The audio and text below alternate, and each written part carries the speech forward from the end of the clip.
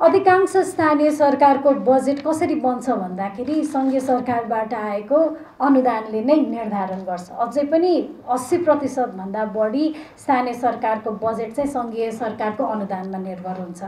आफ्नै स्रोतबाट राजस्व उठाउने क्षमता अझै पनि कमजोर छ धेरै पालिकामा। र अर्को, नेपालको संविधानले दिएको यसै विषयमा हामीले जोड दिने हो भने नेपालको संविधानले बाल कर चाहिँ एकल अधिकारको रूपमा स्थानीय सरकारकै हो है भनेर भनेको छ। तर संस्थागत बाल करलाई चाहिँ यो आयकरको रूपमा चाहिँ सङ्घीय सरकारले चाहिँ लिइरहेको छ, जसको कारणले गर्दाखेरि स्थानीय सरकारको राजस्वको अवसरलाई भने असर पनि पारेको छ। त्यसैगरी दोस्रोमा स्थानीय सरकार सञ्चालन ऐन 2074ले पनि लघु, घरेलु तथा साना उद्योगको व्यवस्थापन, जसमा इजाजत दर्तादेखि लिएर खारेजी, नवीकरण यी सबै विषयहरूको अधिकार स्थानीय सरकारलाई दिएको छ।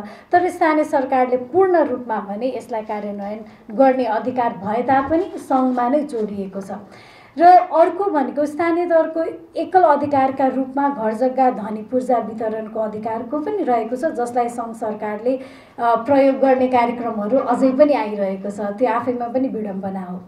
विद्यालयका विभिन्न कार्यक्रमहरू अघि राम्रा कार्यक्रमका रूपमा आएका छन् भन्ने कुरा पनि आइसकेको छ। तर राम्रा कार्यक्रम हुँदाहुँदै पनि विद्यालय तहको शिक्षालाई चाहिँ स्थानीय सरकारको एकल अधिकारको रूपमा दिइएको छ।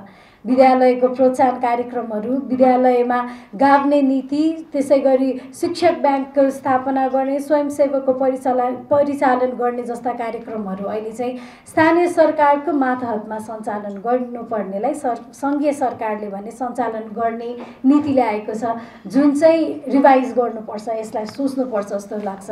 राम्रो काम भए तापनि जसको अधिकार हो उसैलाई गर्न दिनुपर्छ।